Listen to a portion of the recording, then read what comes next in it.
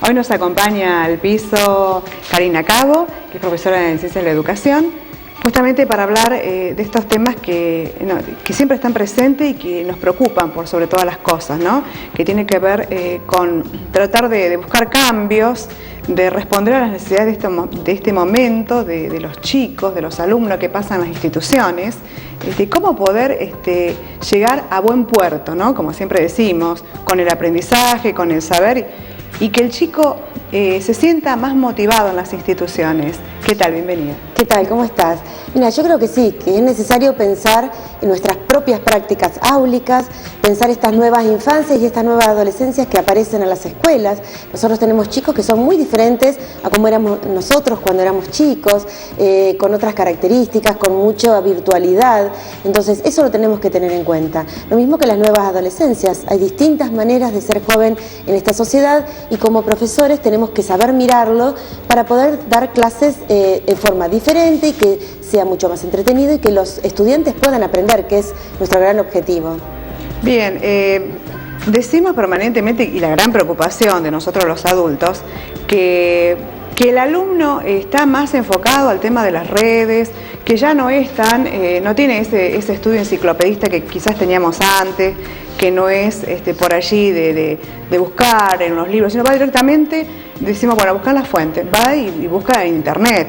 Y yo creo que como soporte está bueno, pero creo que no tenemos que descartar todo lo otro, ¿no? Porque el libro no debe morir nunca, el libro tiene que estar presente. No, es verdad y comparto. Lo que pasa es que ya no sirve una enseñanza enciclopedista como hace 20 años atrás. Hoy si nosotros queremos saber el nombre de un río de Europa, lo encontramos en el teléfono, en nuestro bolsillo. Entonces yo creo que la función de la institución es darle al estudiante herramientas para que pueda saber buscar en internet. Porque muchas veces les decimos, busquen tal fuente y lo que traen son 20 o 30 hojas. Eso es lo mismo que antes. Estudiar 20 páginas, ahora las traen impresas. La cuestión es darle una vuelta de tuerca y ver qué hacemos desde la escuela, cómo adecuamos las páginas, es decir, decirle, mira, no pueden buscar en cualquier página, sino busquemos en estas que tienen que ver con nuestra disciplina, que tiene que ver con la edad de los jóvenes, es decir, darle criterios de selección en internet y a partir de ahí sí poder trabajar de manera virtual, poder trabajar con enlaces que ellos puedan encontrar en la web, es decir, lo que permite la internet es la posibilidad de más información y diferente, aunque llega al docente y al niño en forma caótica. Entonces tenemos que ver cómo la ordenamos para que sea útil en el aula. Lo más productivo posible. Sin descartar el libro, porque el libro es otra fuente más interesante y bueno, tenemos que enseñar a leer libros también. Pero creo que son dos formatos que se pueden implementar y se complementan en el aula, sin dudas. Sí. Y por esto que vos decís, nosotros deberíamos ser moderadores de estas instancias de aprendizaje en donde poder, sostener estas herramientas por las cuales hablamos y enseñarles a buscar de manera más inteligente, sí, ¿no? Porque si no, como que terminan después en el aburrimiento o en la decepción. Tengo todo esto y ¿para qué lo tengo? ¿Para qué me sirve? Sino ir buscando los enlaces importantes para justamente llegar al objetivo que es sí, yo creo que es fundamental primero un cambio de mentalidad nuestro, porque muchas veces nos cuesta como profesores ir a lo virtual. Entonces, ¿por qué no buscar estas páginas como Educar? Esto que nos propone el mismo Ministerio de Nación. Hay distintos enlaces, distintos recursos que ofrecen que podemos ir en nuestra disciplina, porque no es lo mismo enseñar biología que química o que educación física. Sin embargo, en muchas páginas hay recursos pedagógicos, didácticos que se pueden usar y que están adecuados entonces a los chicos de cuarto grado o de quinto año del secundario. Es decir, que tenemos que saber buscar y esa es una obligación nuestra, un deber de los docentes, de también estar al tanto de estos nuevos recursos digitales, porque hoy los chicos viven realmente con varios dispositivos en sus manos, el televisor, la pantalla de internet, la computadora, el teléfono. Entonces, si nuestros alumnos están todo el tiempo conectados, nosotros tenemos ese compromiso también de saber cómo usar esto para que sean las clases más entretenidas. Y también, volviendo a los espacios institucionales, tenemos que también aprender nosotros, como vos bien decías, a cambiar, ¿no? Hace muy poquito, la semana pasada, hubo en la Escuela Normal número 1 un taller muy innovador que tiene que ver con el taller interniveles, cómo anexar todos los niveles justamente para hacer una sola propuesta, que tenía que ver con el taller de lectura, un taller de títere que se llevó a cabo, que realmente fue magnífico y que dio muchas satisfacciones. Pero en el detrás de escena quizás es un poco problemático porque hay que, como vos bien decís, tratar de mentalizarse el docente, de ponerse en el lugar del chico, qué tipo de experiencias requieren.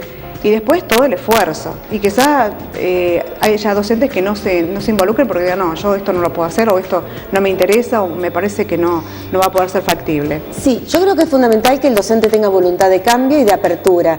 Me parece maravilloso este proyecto porque vos hablas de múltiples lenguajes, hablas de títeres, podés interpretarlo relacionarlo con lengua, con ciencias sociales, es decir, no solo interrelacionás niveles, sino que también múltiples contenidos. Entonces es fantástico porque es allí donde el estudiante también puede hacer una articulación de todo lo que está aprendiendo.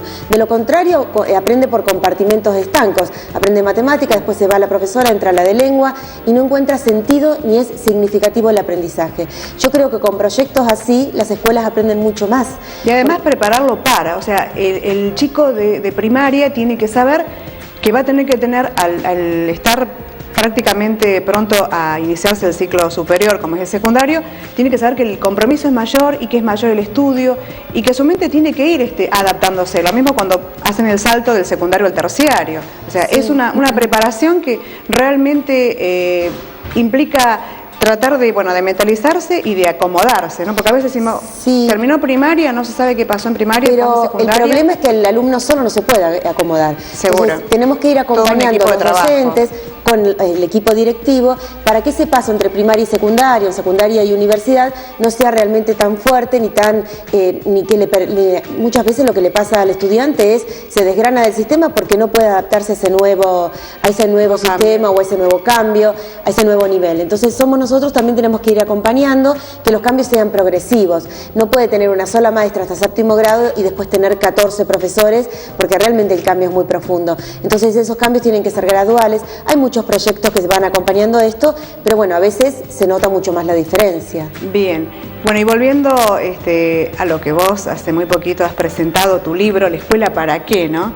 Qué sí. gran título, La Escuela para qué, porque hoy es como que se está devaluando un poco el nombre de la escuela, como que la escuela está tratando de cumplir otras funciones que no las que tengan que ver pura y exclusivamente con el hacer docente. Hoy está todo muy complejizado. Claro, yo lo que trato a través de mi libro es de encontrarle un sentido a la escuela. Por eso digo que también es un libro para padres, para que los padres puedan leerlo y puedan acompañar a su hijo en la educación, porque a veces decimos es la función de la escuela, pero bueno, en la escuela está 4 horas y en casa está 20. Entonces, ¿qué podemos hacer los padres para trabajar el tema de la violencia social? Hay mucho que se puede hacer y también se puede hacer desde la escuela, a través de las habilidades sociales, a través de la inteligencia emocional, cómo acompañamos los papás a nuestros hijos, valorizando y viendo cuando tiene alguna emoción negativa, cuando hay algún problema que puede ser víctima o victimario en el bullying, es decir, cuestiones que se tiene que ocupar la escuela y yo trato de dar algunos tips o algunos ítems de cómo la escuela puede hacerse cargo de eso, pero también cómo lo podemos hacer como padres, porque somos responsables de nuestros hijos.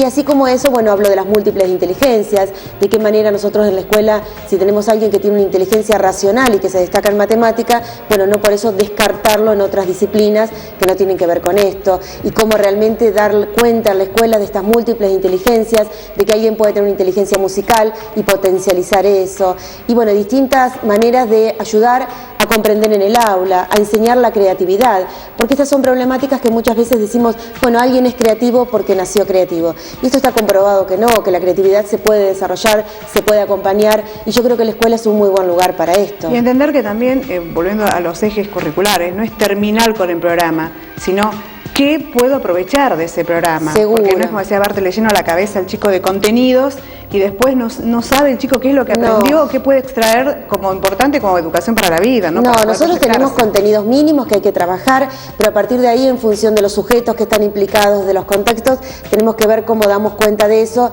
y cómo trabajamos esos contenidos, pero que le sean significativos al estudiante. No tiene sentido dar contenidos, porque vuelvo a decir, ya no estamos en otra época donde si no aprendíamos los ríos de Europa en la escuela, no lo aprendíamos en otro lado. Hoy por hoy tenemos posibilidades de buscar rápidamente esa información o de recorrerla. Entonces, ¿por qué no darle otras herramientas? Y yo lo que propongo es esto, otras herramientas que tengan que ver con Internet y otras herramientas que tienen que ver con enseñar a justificar, con enseñar a resumir, enseñar a extrapolar, y lo que aprendió en matemáticas le puede servir para educación física o para plástica. Entonces, esto, ¿no? De cómo enseñar a ser creativo. Bueno, que el alumno pueda proponer distintos niveles de análisis, una posible solución.